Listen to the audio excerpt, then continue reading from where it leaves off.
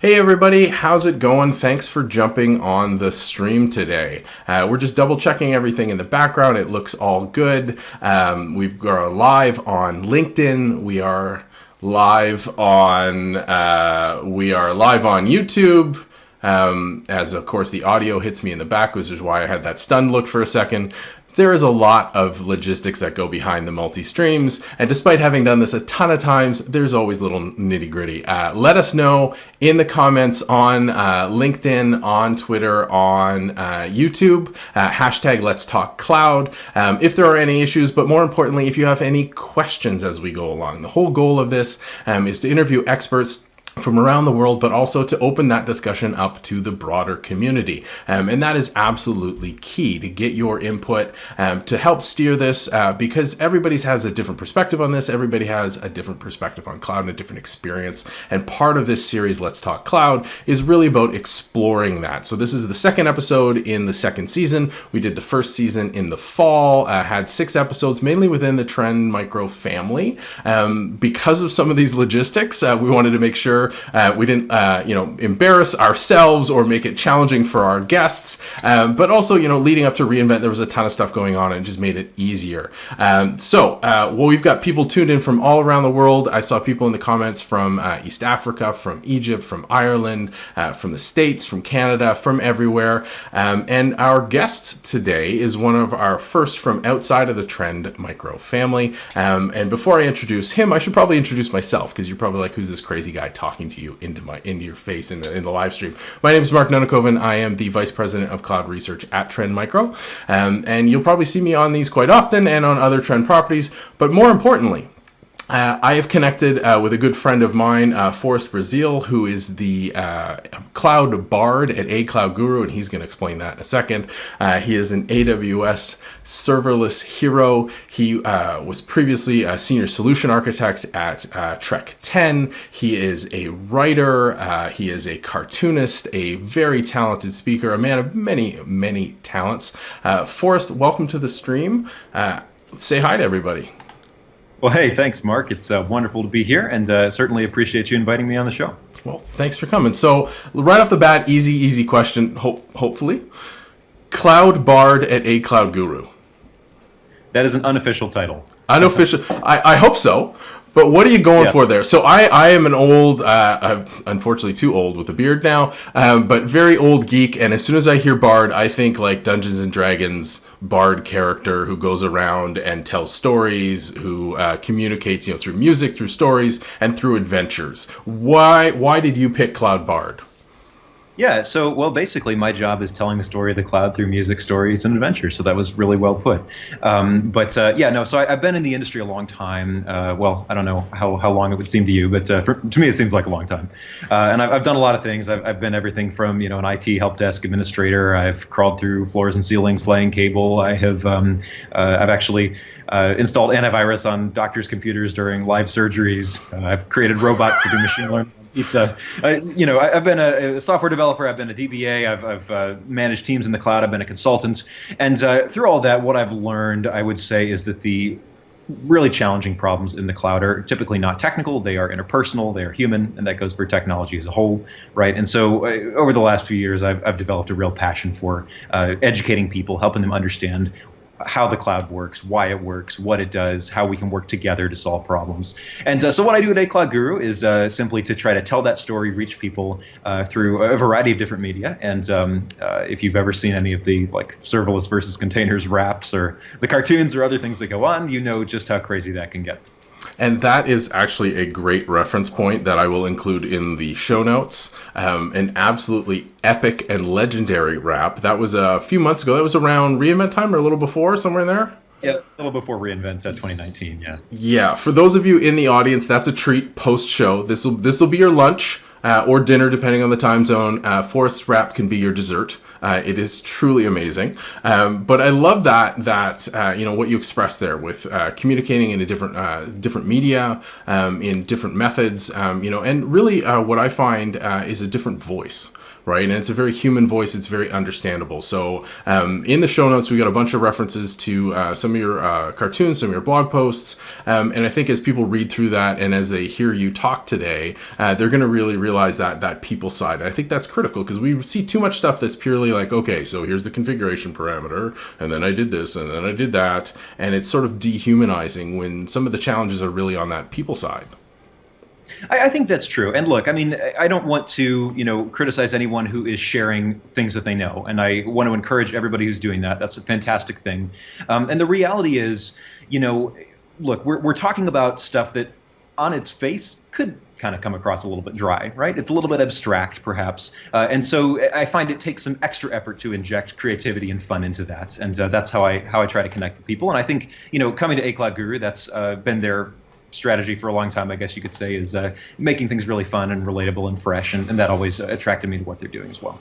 Yeah. Okay. And let me just put a little disclaimer in the stream for myself, so people know. I have 2 courses out with A Cloud Guru as well. It's a teaching the world to cloud is their mission statement, and it's really that all-encompassing, looking at AWS, GCP, Azure, all the challenges around cloud. Just so those who aren't familiar with A Cloud Guru, that's the relationship there, and that's part of the how we got to know each other is through that connection, through emceeing Serverless Conf. I was your little Padawan as you were the master, going along. But in those conversations and chatting with you and seeing your work output, one of the terms that I've seen you use repeatedly and sort of increasingly over the last little while is cloud fluency. Can you explain what that means to you?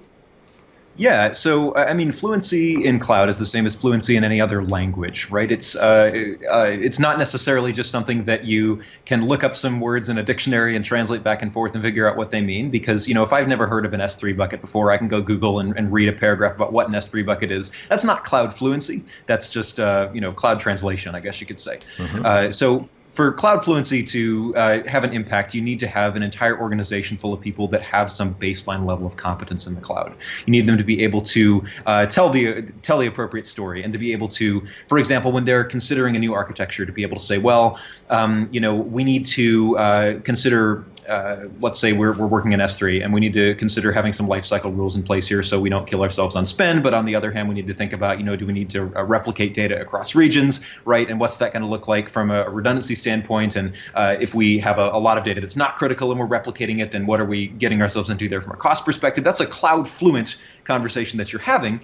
And it's why we try to encourage people to not just rely on kind of a small handful of experts within an organization who sort of you go to for all of your cloud questions and problems, because that just doesn't scale past a certain point. And what we see is organizations that have a kind of a central nucleus of cloud people, and then there's low cloud competence across the rest of the org.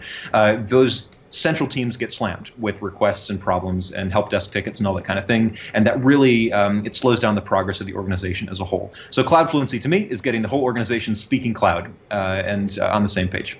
Okay, that's really well put. Let me give the audience maybe your even more succinct answer. I'm going to put up one of your latest cartoons on there, and it's your cloud translation, cloud fluency one. And I think while they're looking at that, they get an appreciation for your style, which is fantastic, and it is a very I don't want to say whimsical, but it's very easy and relatable, right?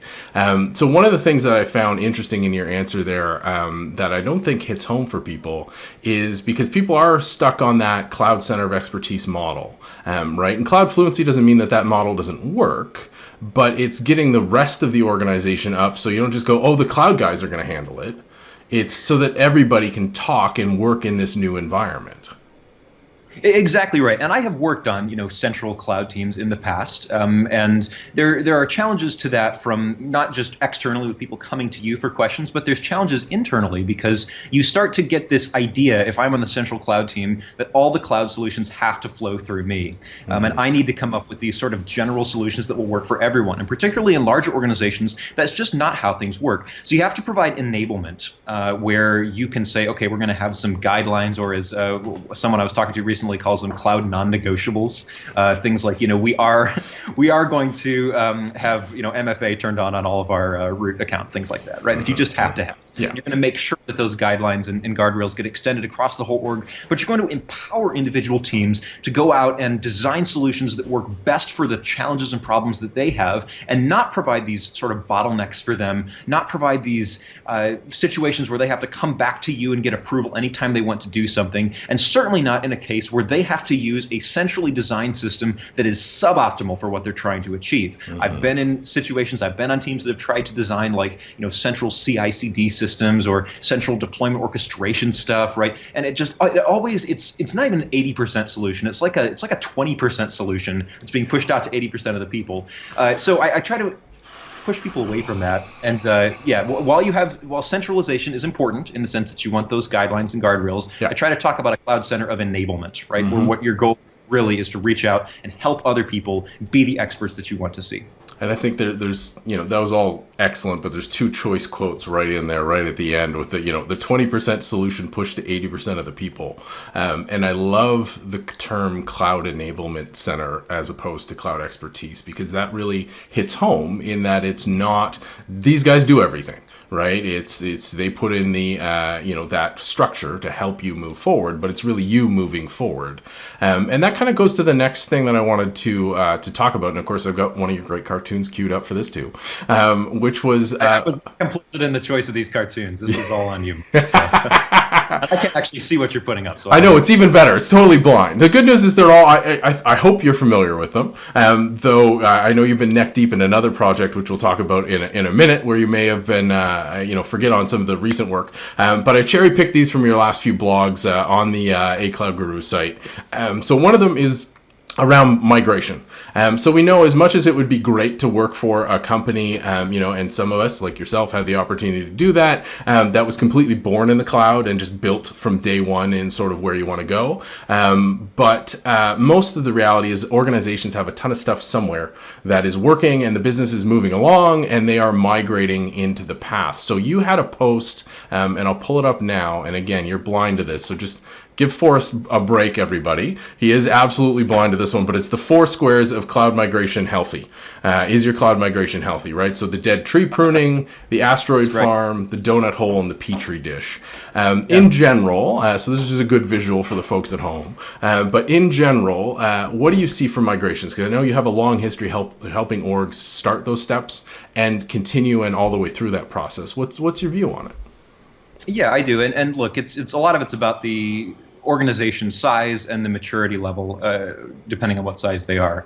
I've worked with startups, I've worked with Fortune 50 type size companies, and everything in between. A lot of companies that are kind of in that range where they have maybe 20 to 30 product teams or products that are in the cloud, and a lot of times they do have those central cloud teams that are trying to help the product team skill up and be able to lift and shift, or whatever the term of choice is, get those products functioning in the cloud in some way, just so they can declare some amount of victory, some amount of success. And the pattern that I see there most commonly is, well, we're going to quote unquote lift and shift. This is the dead tree pattern that you see on that visual, if it's still up there. We're going to lift and shift, and we're going to pick up our applications without changing a lot about them. We're going to put them in the cloud, and that's just step one. No one intends for it to stop there. But we're going to get some value there. We're going to have a measurable improvement, right? And then later on, we'll figure out, once we get in the cloud, how to re-architect things. And that absolutely can be a valid point at the time that you're doing that. But where people make a mistake is they say, we are guaranteed, even if we never take the next step, to get long-term value out of just lifting and shifting and putting our applications in the cloud. And I have another post called the Lift and Shift Shot Clock, where I talk about the fact that once you move those applications to the cloud, you have started kind of a clock on your chance for success, because you immediately start to get diminishing returns.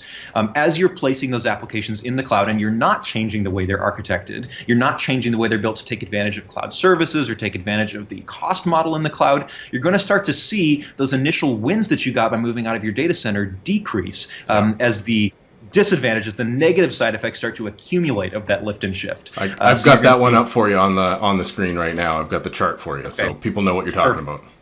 Yeah. So, and I definitely recommend going through some of the charts and things in that post. But you're thinking about, not only are you looking at not getting the cost that you, or the cost increases the cost wins that you thought you were going to get, you're actually going to start getting some brain drain as the folks you did have that had cloud expertise start to say, well, this is not what I expected, and they start to move on.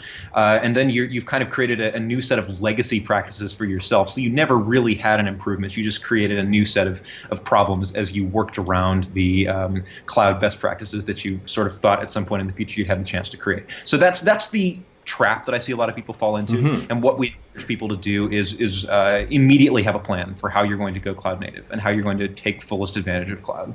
So let's just pause there for 2 seconds, because I think that last little bit on the shot clock was really, really interesting with, and on that diagram, on that graph you've got drawn up is basically, a year and a half to 2 years in, you start to see that brain drain. Does that, in your experience, relate back to people who think center of expertise versus center of enablement? Because the people in the center of expertise are essentially answering the same questions over and over and over again from people because they haven't raised the cloud fluency? I think to some extent, yeah. And that year and a half to 2 years, that is, it's a rule of thumb based on what I've seen at a lot of places, but obviously you're my area, right? And there's a lot of, I'm not trying to say a year and a half to 2 years is it could be a lot sooner than that, right? You could have less runway at a lot of places. So I'm not saying you've got that much time. I'm not saying you only have that much time. Sure. But so why do people get frustrated? Why do you have the brain drain? Because people go to the cloud thinking that they're going to use the cloud to the best of its ability, right? That's why we, if we're serious cloud professionals, we're technologists who are excited about these moves, it's because we think they're going to actually provide some value for us. So people get disillusioned, and that's one reason that they leave. But then another reason is if you bring people to the cloud and you don't have the underlying training and certification and enablement that enables them to take advantage of that, they're going to say, well, I liked it better in the data center because at least there I had more control and I knew how things worked. Here, everything's new and frustrating to me, and the pace is faster, but I haven't had time to learn. So I'm going to go somewhere that will help me learn. Okay. And yeah, that's unfortunately what we see. Yeah, so we had a question on LinkedIn from Mazen Abu Abed, who was asking about, on this topic, on migration. We're seeing a huge uptick in migrations, in the speed of those migrations. Are people making these mistakes faster? Are they, so we talked about, you may have that sort of up to 2 years on that lift and shift. We know that people, go, okay, we just got what we have. We're just going to shove it into the cloud. And you mentioned, you strongly encourage people to have that plan to switch that existing infrastructure into a cloud native one. But in my experience, I know that's a really, really hard step for people to take because it requires a completely different way of thinking. Right. And that's why it can't always be step one. So I'm not trying to say lift and shift is something that you shouldn't do, right? Because there absolutely are a bunch of reasons, and I think I have a bunch of them listed in that post, why lift and shift makes sense up front. I mean, it could be the case that you need to sort of do some financial engineering to go from a CapEx model to an OpEx model and actually show finance, what you're spending on cloud and why you need to re-architect and consolidate around things. You may need to have an engineering team that just gets their feet wet and make some of those mistakes you were just talking about. Okay, making mistakes is not necessarily a bad thing. I mean, we have to do it. That's how we learn, right? One of the amazing things about the cloud is that it provides us a way to fail really quickly and get that feedback in real time and make changes very quickly. And the quicker you're able to go to a cloud native model, the faster you'll be able to fail, the faster you'll be able to respond to feedback, and you'll be able to re-architect. I come from the serverless world, as you know, where it's quite possible not just to A/B test things, but to A, B, C, D, E, F, G test features because the infrastructure itself is so cheap and the time to spin things up, the time to value is so short. That's where you want to go. That's the end of that road. So you don't want to get stuck on step one, even though step one certainly can be necessary.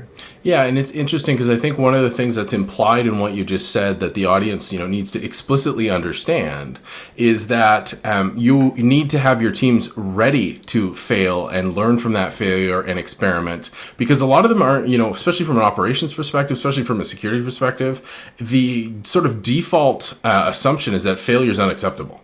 When it's really should be, failure is acceptable when you're expecting it and anticipating it and react to it.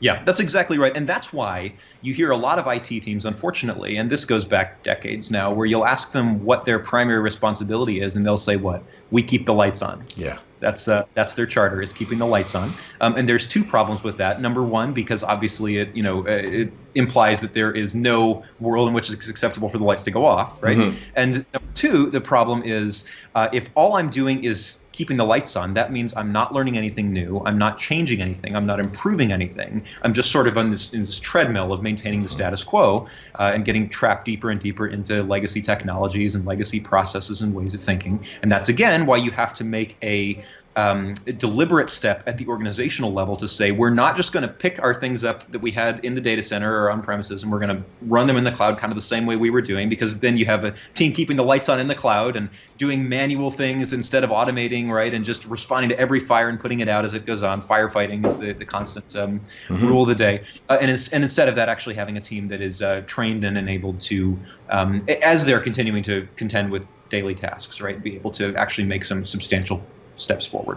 Yeah, because in that model that you just described, you're essentially just moving the firefighting from traditional environments to a cloud environment, which is, it's still the same problem, but for me it's almost even worse, because now you're sitting in this environment where it's not a requirement and you're still doing the same firefighting over and over again when you're surrounded by fire extinguishers and fire hoses and a whole bunch of fireproof stuff, and you're like, we're still going to firefight, right? Exactly.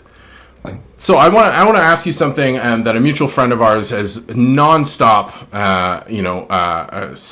snarked about online. Of course, Corey Quinn from the Duckbill Group has a very valid point. And as much as I love GCP, as much as it's a solid cloud provider, they do have a habit of deprecating things.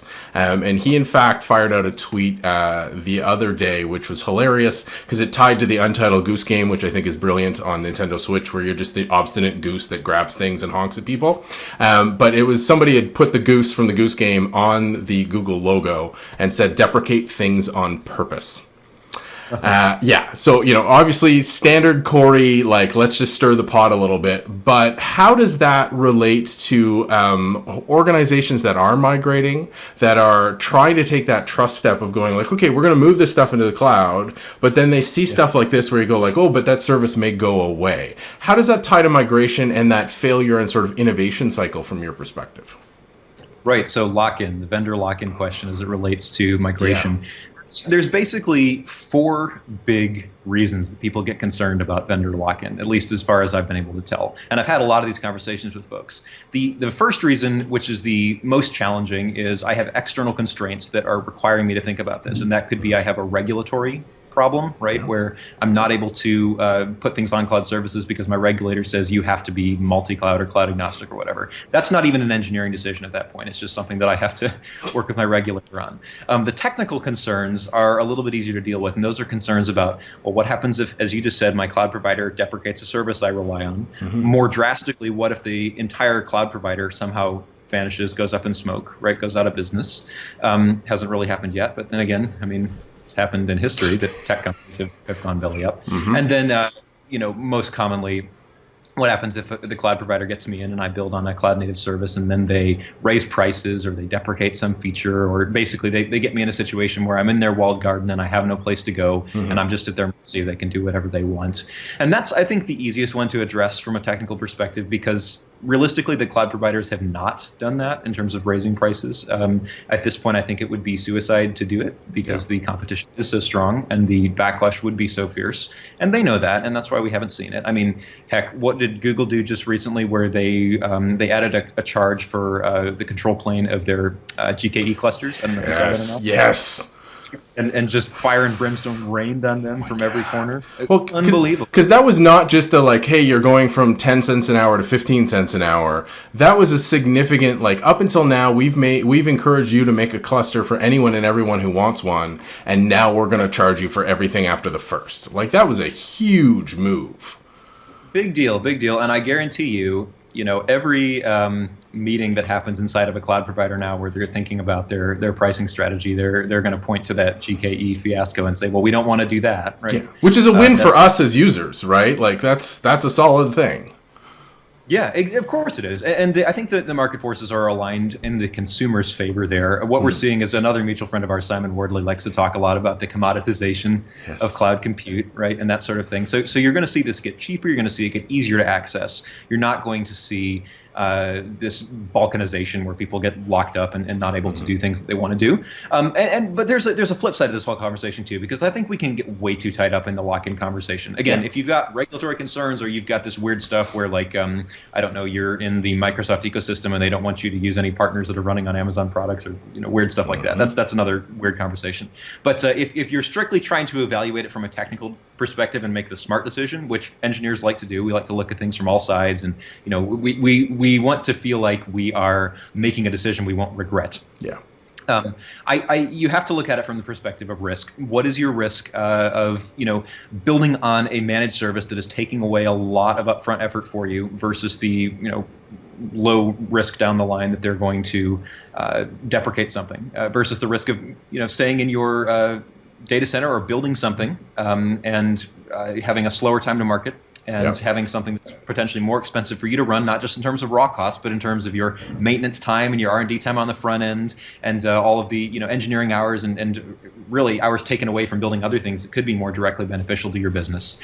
So once you start talking about that with people, then I think folks start to get it a little more on, there's a huge value prop being handed to me here with the cloud, and if I get fixated on what is every little minuscule thing that could happen, it's not we're very bad at judging risk as humans, and I think vendor lock-in it's loomed in an outside in some people's minds. Oh, we're horrible at risk decisions. Actually, I just submitted a talk to an online conference exactly about that from the security perspective of going, humans are the worst risk deciders on the planet. But the interesting thing is, and this kind of ties into the next topic I wanted to tackle, which is Brazil's corollary, which is now a thing. Congratulations. Around CI/CD, pipelines, and data. For me, those are the two biggest things when it comes to lock-in that I evaluate or tell organizations about. Because if you're doing everything else in a cloud-native way, if you've automated everything, in a serverless design, it's even easier. Like, here's my compute, and it links through these APIs to these other services, and I can always switch those out relatively straightforward, with a little bit of engineering investment. But for me, it's like, where's your data sitting, and where's your build pipeline? Because those are the two things that are sort of customized to you and have the biggest pain in the what to move somewhere else. And that ties in, to that migration discussion, but really to that lock-in, and I think lock-in's really legacy, because it always surprises me when people are like, we're really worried about locking into storage vendor X, and they never look at the fact that all their data is locked into Microsoft Office document formats. And you go, well, that's that second thing, the data format is far more important than where the data is, because at the end of the day, you can copy the data somewhere else, but to transcribe it into a different format is a huge amount of lifting, right? So you did this post on CI/CD pipeline. Of course, I have your cartoon for that pulled up in a second as well. But can you run us through what your sort of epiphany was on CI/CD pipelines as they relate to the orgs? And so real quick before I address that, to touch on your point about data gravity and things like that. I mean, people have concerns about things like data egress charges being so expensive getting out of the cloud provider too, right? So that's a valid point. It's not necessarily just about file formats and things like that. But I think you make a great point that everyone's locked in. On technology choices you made. I talk about this a lot in the realm of IAM, which is a tremendous form of lock-in if you're building on a cloud provider, taking advantage of their authentication. But 15 years ago, everyone made the choice to lock in on Microsoft Active Directory, right?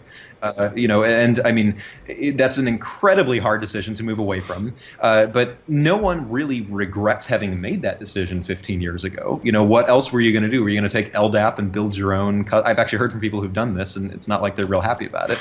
I was waiting for someone to go, I built on Novell's LDAP, and go, oh my God. Yeah. Especially like universities seem to be really. How's that working out for you now? Is the question, right? Yeah. So look, because something is a standard and it's well supported, and there's a lot of people out there in the industry who know how to build it. That's a good indication that it's something you should be locking in on, because you're actually providing yourself with a lot of security. I mean, hey, the word locks, has a security and safety aspect to it as well, right? There is nothing worse to be locked in on than a bespoke solution that you're the only one who understands how it works, and you're responsible for maintaining it, right? There is a pile of Dilbert cartoons to support that premise as well. I have a pile of them sitting on my shelf over here, actually. So anyway, but back to your question about CI/CD. I built a lot of CI/CD systems for a lot of different people, both in-house and as a consultant. And what I've learned over the years is CI/CD is notoriously hard to generalize. And that's because it is about, as I say, the Conway's Law-iest thing you can build. For anyone who doesn't know, Conway's Law is the famous statement that says architectures tend to grow to look like the organization that they're part of, right? Yeah. And CI/CD pipelines are really bad offenders in that regard because you really are expressing the contours of your engineering organization itself as you're building out that pipeline, because you're putting in things like approval gates. Who is it who's going to have to make a decision about when this code can move from development to production? Who's going to have access to move it from development to production? Who's going to, actually be packaging up the artifacts, and who's going to be, for example, running smoke tests on stuff after it's deployed? All of those decisions that get chained into your pipeline are decisions that happen about how your engineering organization is put together. And so a lot of times you can look at an engineering pipeline or a CI/CD pipeline and you can say, well, I know how that org is structured. And so I'm assuming the graphic you have on the screen there now is kind of showing a little, and it's a little bit hokey, right? I mean, that's not especially formal. It's a little bit anecdotal. It's hokey, but it's pretty eerily accurate. Yeah, the one that I've had a lot of feedback on that people say, oh, yeah, that's what my organization is the one that I call the blob. And the reason the blob is so, I guess, dangerous is because people deliberately create the blob thinking they're doing something that's best practice. They think, I'm going to have a centralized cloud team. We've already talked about this a lot. And I'm going to create a central CI/CD infrastructure. And this will solve the problem I see, which is everyone going off on their own and building and not having CI/CD or building their own thing that's really concerning on a security level and doesn't have all of the gates that we want it to have. And so they try to centralize this. And unfortunately, what happens is let's say you have 15 or 20 different product development teams that you're trying to work with. It's going to work fine for 5 of them, like the 5 that you prototyped it with who gave you their feedback. And then you're going to have teams who they're using languages and tools that aren't well supported by what you're doing. They perhaps had some own processes that were working pretty well that they're not really interested in giving up. You haven't built strong relationships with them, so you're not necessarily just going to convince them by sending out a memo and saying you need to be using this system now. And so what happens is that they either they give kind of a bad faith effort at integrating with you, and then they go off on their own and do this shadow IT thing behind the scenes. And that ends up creating more problems than we had initially.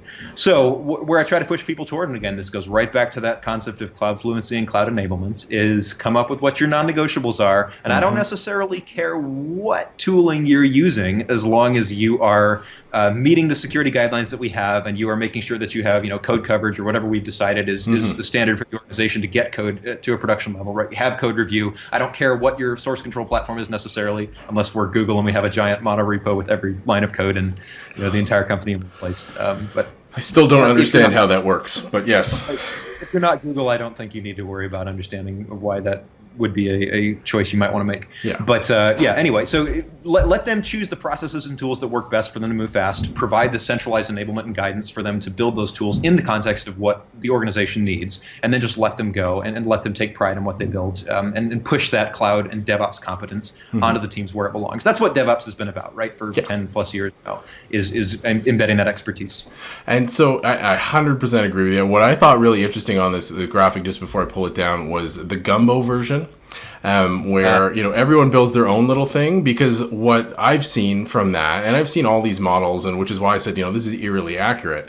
What I find really interesting is the war that happens after the gumbo phase, when everyone's built their own thing and somebody sweeps along and says, okay, now we're going to do a more centralized blob, or we're going to do the umbrella, we're going to do something else because we've got 1,000 different pipelines now. And then you get this total fight of like, my pipeline's better because it's blue. And they're like, mine's better because it's orange. You're like, but it ends up being a holy war. It's like Vim versus Emacs or tabs versus spaces.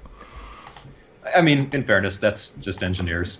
We weren't fighting over that. We'd fight over something else. So we would, which is why we fight about tabs and spaces and which editor's best. And That's right. That's right. But yeah, I thought that was really interesting because I know that parallels a lot of the work I've been doing looking at security within organizations, and how not the build pipeline, but in this case, the HR structure of security dictates the activities that team takes on because of the organizational challenges. And we just saw a comment on YouTube from Clint. Yes, people still use spaces, Clint. It's a thing.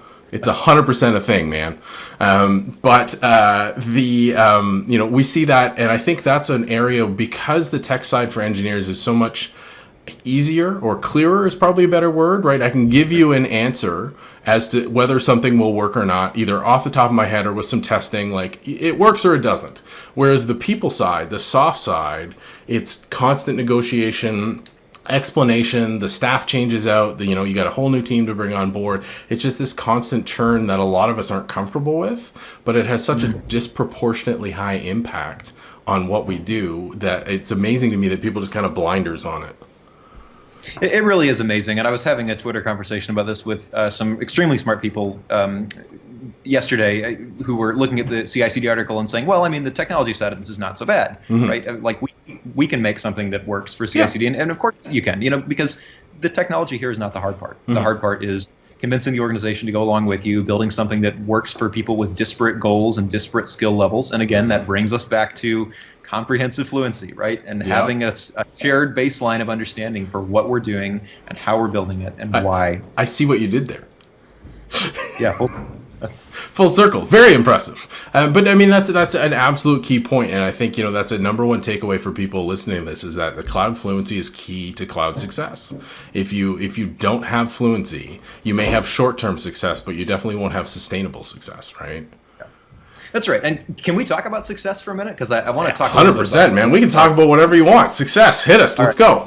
Yeah. So I want to talk about this just for a minute because I think what I see, and I see this even a lot now that I've come to A Cloud Guru, talking to customers, people who are doing a lot of things in the cloud, or they want to be doing a lot of things in the cloud, but it's almost like going to cloud itself is the success criteria. And, long term, that's never the case. So thinking about how do we know if we've succeeded in the cloud? What would validate what we're doing as a reasonable use of all of this time and human resources and everything else that we're pouring into this? And ultimately, it's about value for your customers downstream, right? And that's reflected in things like the success of your company fiscally, obviously, but it's reflected in the satisfaction of your customers and the growth of your business and all that sort of thing.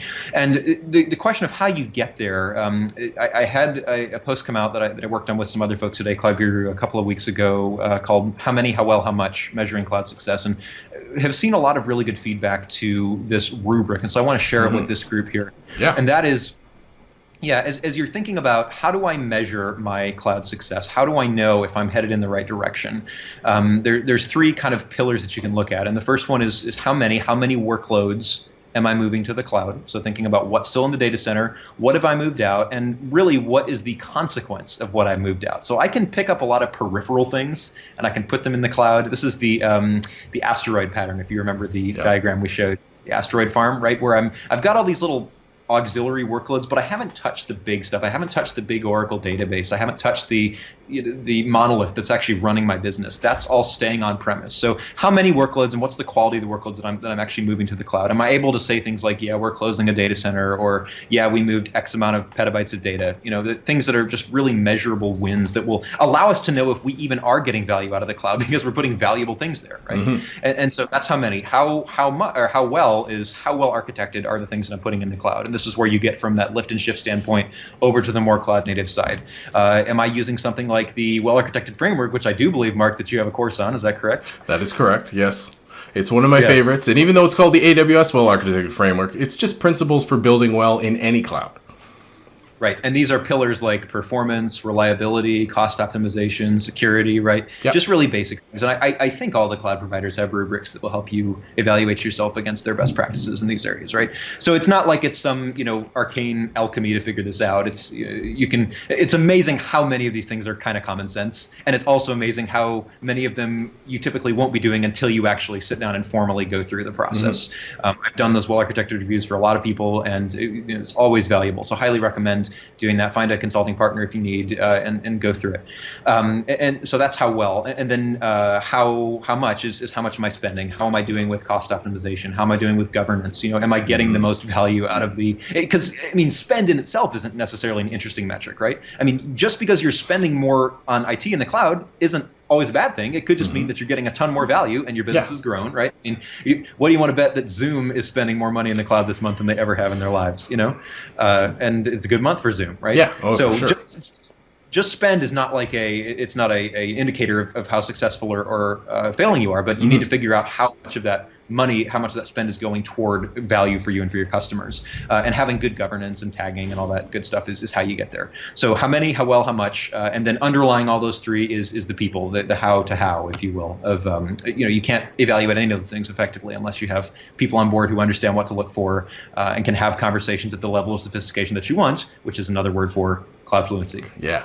And I think, I'll add that post in the show notes for sure so everyone can get to it. And we'll put the general link for the show in all on Twitter, on YouTube, and on LinkedIn so everyone can go. And we find it much easier to push out one link than a bunch. But one of the big keys there, I think, was that, starting with the how much, because I hear that all the time from executives. They're like, we're going to save money. And I'm like, no, you're not. You're going to get more value. But I've never seen anybody's bill go down substantially for a long time by migrating into the cloud, right? But they do get way more value if they do it right. Zoom was a great example. Same with Slack. So yesterday or on the weekend, Stuart from Slack, the CEO, had said like, hey, our normal signups are like 5,000 and we're up to like 7,000 to 9,000 already for paying customers. So like their cloud bill is going up huge, but they're also seeing a massive influx of revenue and paying customers. And if you're just looking at that one metric, you're not seeing the other, right? You're not seeing that ratio of how's our cloud spend versus our income, and how effectively are we doing this? And I think that's really, really key, and I like that. So how many, how much, and what was the last one? How well. How well. Okay, perfect. I should have remembered that one given I did the course, but still. That's maybe there.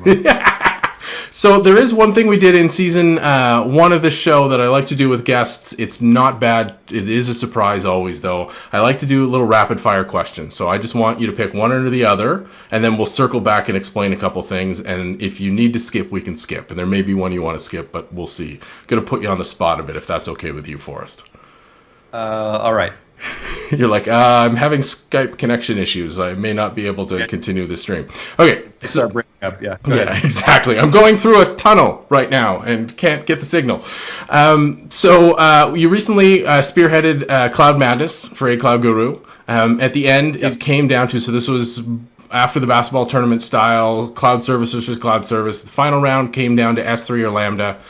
What was your choice, your personal choice between S3 or Lambda, which is the greatest cloud service of all time? Single answer, S3 or Lambda.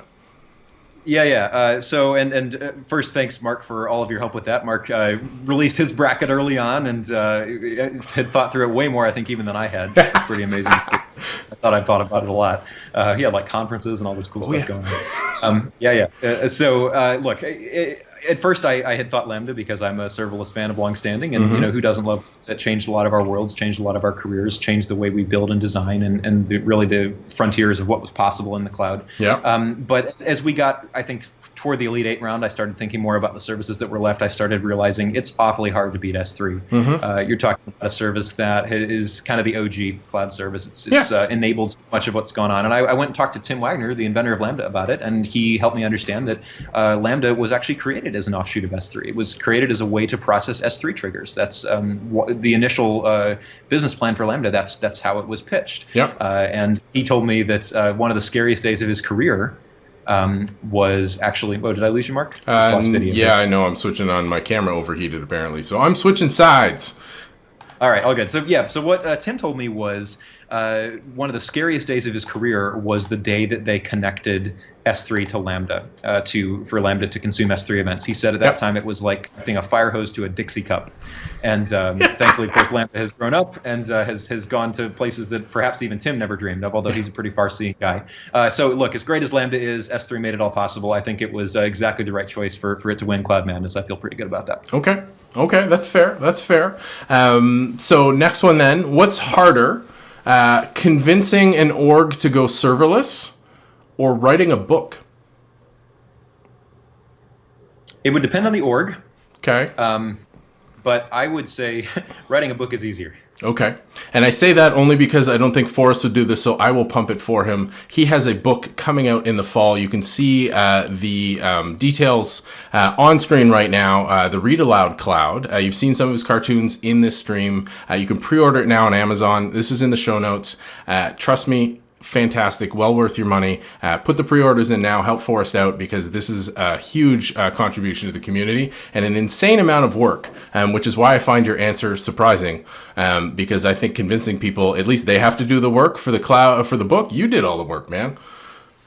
Well, yeah, look, it's always a lot of work to do a book, but the reason I say that is as much work as it is to do a book, it's a technical problem, meaning it's something that I can solve myself sitting at my computer. Going serverless is an organizational problem. It means getting a whole bunch of people to row in the same direction, and that's always going to be a bigger challenge. Are you using my own stuff against me now?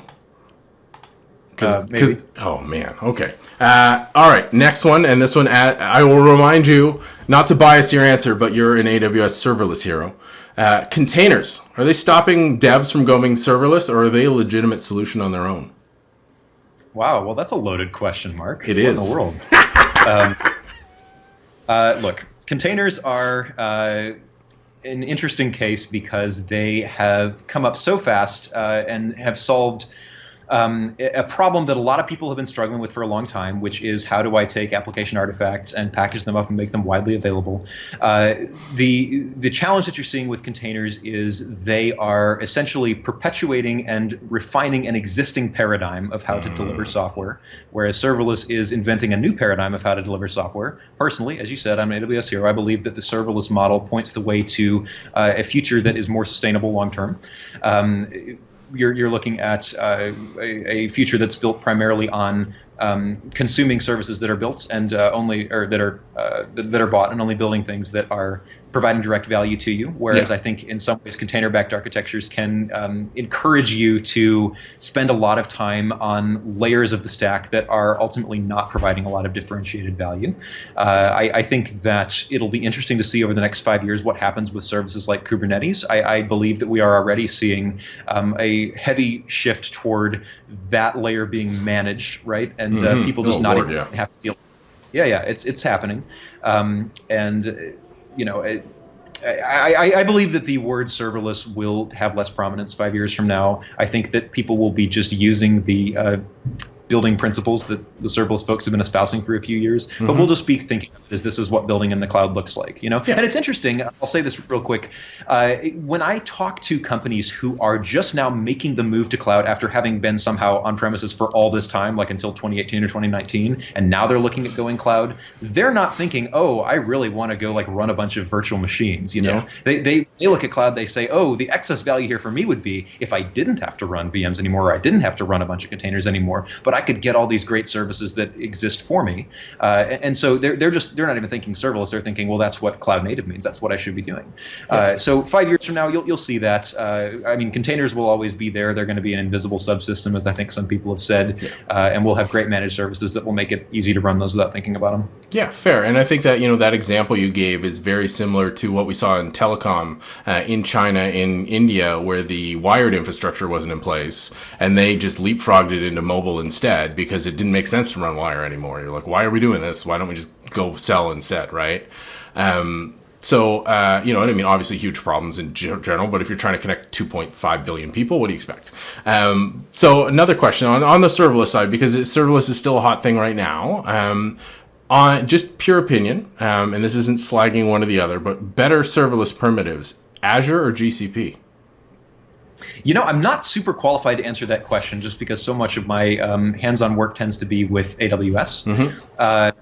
I would say that GCP has staked its claim in the serverless world for a long time with services like Firebase, right? So, and I mean, things like, you know, Google App Engine, whatever you want to call that from a PaaS perspective, was making some inroads into, you know, taking some of that lifting away from developers. So GCP's got the pedigree there. Azure's got such great developer experience. And I mean, I've even had a lot of success using Azure DevOps the past year or two. That's an interesting service that ties a lot of things together. So look, I mean, I don't know that I would declare a clear winner between either one right now. Fair enough. But that's an answer in of itself as well, given that the prominent amount of your time is spent on the third one of those options. And I agree, Azure DevOps is a great service worth checking out with a horrible name. Yes. So it's like trying to Google the new AWS HTTP APIs for API Gateway. It's it's impossible. Yeah, you just need to figure out where to put the quotes. And it finally ends up working. But I've tried that a few times and ended up just navigating through the console to get where I needed to go faster than Googling, which is not something I say often. All right, last question to put you totally on the spot. ACG does a fantastic show this week in AWS. Who's a better host, Yes. Faye or Ryan? Wow. Well, I mean, one of the amazing things, and if you've ever been to an AWS summit or a physical event like that, is when you see Ryan show up at the booth and there's like this Pied Piper line of 1 million people going up to get selfies and things with him. Yep. That has always blown me away. So with all due respect to Ryan, I have to say that Faye is an amazing presenter. Yep. And so, I'm bringing up Ryan's pedigree to say I don't think he'll be insulted if I say I think Faye might take it by a nose, but they're both great. Fair. Good. Well handled. And yes, the selfie line is also amazing and disheartening when you see Ryan is Ryan Kronenberg and it's Faye Ellis from ACG, and I'll put those links in the show notes too. But yeah, when you're, there's been a few times where there's been a number of AWS heroes around the booth having a chat. And then everybody just comes up to Ryan, and the Drew Furman's there, and Kesh is there, and I'm there, and Ben Kehoe's there. Like a whole bunch of people who are decently well known in the community, and everybody's just laser focused. Nobody even realizes we exist, and there's excuse me. Unbelievable. Yeah. Excuse me, I need a picture with the hair. Let's go. I guess what I'm saying is Ryan's ego can survive. Fair, absolutely fair. So fantastic. I appreciate the rapid fire. It's always fun. Nice to put a little spin on it. We're getting to the end of this here. You've provided so much amazing information and perspective, and I know everybody from around the world has really gotten a lot of this. Let me ask you a couple more personal technology side stuff. What's the coolest, especially because you've emceed the serverless conf for a number of years now. What's the coolest serverless solution you've seen? That I've seen or that I've personally worked on? That you've seen. It could be something you've personally worked on if that hits your top 10. Yeah. So, I've seen a lot of cool stuff. I don't know. The superlatives are hard. I can tell you something I've seen that's pretty cool. Sure. And that is, I think I referenced this even at the beginning, but a service to do machine learning on pizza is one of the cooler things that I've seen, which is, imagine you've got pizzas. If you've ever been in a pizza kitchen, you've seen pizzas going through a pizza oven, right? They roll through. They have a make table on one side where they'll put all the toppings on, and then they roll slowly through this oven at a very high heat, and they come out the other side, and they get cut and put in a box. And the problem that you sometimes have in a pizza kitchen is that because there's so much customization, customers will ask for a certain thing on their order, and there's a lot of stuff going on, and so the pizza comes out the other end of the oven and it doesn't have all the toppings in it that the customer asked for, or potentially if you really rush, somebody sometimes might slide a pizza onto the oven halfway through, and so it comes out and it's not fully cooked, so it's kind of a food safety issue. Yeah. Right. So a project that I saw and had a bit of a hand in was creating a little robot that lives at the edge of that pizza oven and takes a couple images of the pizza right when it rolls off of the oven. And it's got a thermal camera that checks the surface temperature of the pizza to make sure that it's hot enough for what you can assume is food safety on the interior, and just a regular visual image where you can take a look at the toppings, do some machine learning, use AWS SageMaker or something to compare it to other brand standard pizzas, right? Make sure that the crust isn't too dark or too light, and that if it's supposed to be a pepperoni pizza, that it is a pepperoni pizza. And then just the device has a little red light, green light on it that tells the pizza chef, okay, this one's ready to go, or oh, this one might need to be remade. So you're seeing a lot of pizza kitchens come out with this. The one that I saw was not Domino's. This is not the chain I was working with, but I did notice the other day I was looking at a Domino's pizza box, and if you look at the side of that box, there is a note on it saying something like, do you want to share your pizza take the picture, put it on Instagram, and there's very specific instructions. It's hilarious about the lighting to use on the pizza and the hashtag to use and how far away to hold your phone. This is on all Domino's pizza boxes now. And I don't know this for a fact, but I would guarantee, based on what I know about the industry, that they are doing machine learning on those images to help them train, because there's sentiment analysis. Exactly. Right? I loved my pizza. I couldn't stand this. Yeah. So they're crowdsourcing a library of images to help them train better pizzas, which I think is fascinating and one of the cooler systems that I've seen, because that's all, on the one I was with, it's all like green grass and serverless stuff on the back end. Yeah. That is amazing. I will dig up a link to that and shove it in the show notes too. And because I guarantee, just the way you described that is absolutely 100% what they're doing. If they're worried about the lighting, if they're worried about how to tag it, then they've got a little bot in the background that's trolling those, shove it through Comprehend on the AWS backend and go, okay, Forrest liked this pizza, Forrest didn't like this pizza, and then pulling out the different structure in the language and everything. And that's amazing. It's solving one of the tough machine learning problems, which is classification, and you're getting kind of this, Mechanical Turk army for you to go and classify the pizzas for you. It's really pretty ingenious. And on top of it, it's a marketing campaign. Of course it is. Right? Everybody wins. That's just super clever. That's just getting a hit on so many levels. And you got to imagine the back end. That's all serverless. It's nice. It's handy. It's it's minimal overhead for operations, and that cost is directly. You can tie that directly per pizza, right? So 2 cents per pizza enables this additional quality assurance, blah blah blah, or whatever it ends up being for the cost. Which. Yeah, you factor that against the cost of losing a customer for potentially a period of months or years because you gave them a bad pizza, right? And I mean, it's easy to calculate, with the marginal return on investment of that. Yeah, and that comes back to how many, how much, and how well. There you go. Now look at you closing the loop now, Mark. I try. I'm learning, Forrest. All right, cool. This has been fantastic. I appreciate you taking the time. For those of you who have been tuning in from home, in isolation, we appreciate you guys spending the time with us. The team will put the link to the series and to this episode up in the chats on LinkedIn, on YouTube, on Twitter, so that you can go to all the fantastic blog posts that we referenced of Forrest's, a bunch of his work, to pre-order his book. We'll dig up the stuff for the pizza serverless solutions, just to share that out, because that's the whole point of this. So Forrest, thank you again for joining. Very much appreciate it. Any last words for the show in general, just for the show, not in life? Not in life. Yeah, just in general, I would say, as you're thinking about building, remember not to be code wise and cloud foolish, which means try to make sure when you're considering a solution that you are taking full advantage of what's already out there for you. Stand on the shoulders of the giants. Focus on building what is going to provide direct value to your business, and you will see success in the cloud. And make sure you watch for cloud fluency. Fantastic. Thank you, Forrest, and thank you, everybody.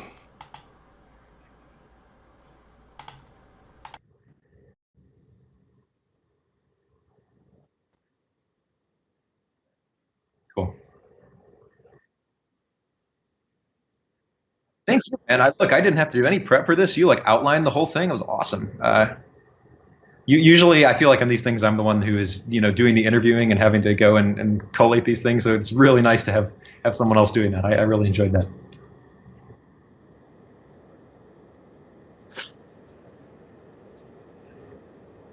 Are you serious? Are you on a backup camera now? Because your image looks a little bit lower def than the amazing video. I'm just impressed. So